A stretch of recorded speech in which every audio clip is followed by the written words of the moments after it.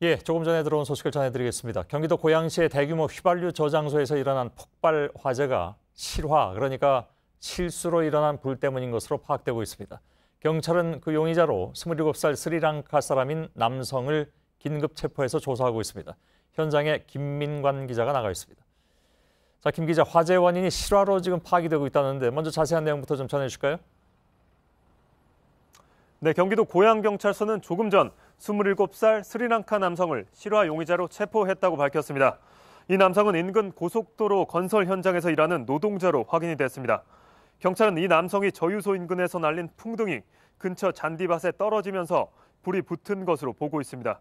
이후 불이 저유소 탱크로 옮겨 붙으면서 폭발로 이어졌을 가능성이 크다는 겁니다. 경찰은 현장 부근 CCTV에서 이 남성이 날린 풍등이 저유소로 날아드는 장면을 확인한 것으로 전해지고 있습니다. 경찰은 용의자를 상대로 보강 조사를 벌인 뒤 내일 오전 정식 브리핑을 통해 자세한 수사 상황을 밝힐 예정입니다. 예, 그 풍등이라는 게 어떤 겁니까? 그러니까 등에 불을 붙여서 날려보내는 걸 얘기합니까? 예, 맞습니다. 이게 연처럼 생긴 형태로 연 안에 불을 붙여서 날리는 걸 풍등이라고 부릅니다. 예. 근데 그게 근처에 휘발유 수백만 톤이 저장돼 있는 곳인데 이런 풍등 때문에 화재가 났다면 그만큼 좀 안전관리는 문제가 있었지 않느냐 하는 생각을 일단은 하게 되는군요. 예, 맞습니다. 불이 난 휘발유 저장소는 국가 기관 시설로 분류돼 있습니다. 예, 이런 시설이 인근에서 날린 풍등 때문에 폭발 사고가 났다는 점에서 평소 주변 출입 관리, 또 저장소 인근 화재에 대비한 설비 구축 등 안전 관리에 미흡했던 것 아니냐는 비판이 나옵니다.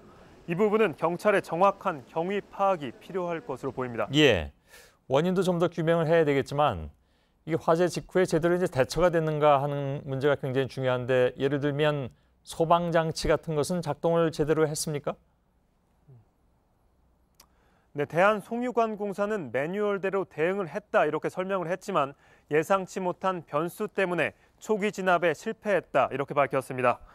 예, 그래픽을 보면서 설명을 드리면 화재가 발생한 탱크 상단에는 폼 챔버라고 불리는 소화 장치가 두 군데 설치되어 있습니다. 사고 발생 시 중앙 통제실에서 소화 장치를 작동하면 챔버에 저장된 소화액 6,000리터를 분사해 산소를 차단하는 방식으로 화재를 진압하는 구조입니다.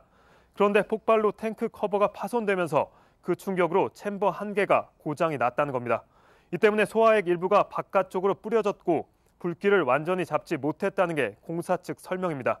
경찰은 공사 측 설명에 대해서도 하나하나 검증을 할 방침입니다. 예, 알겠습니다. 김민관 기자가 현장에서 전해드렸습니다.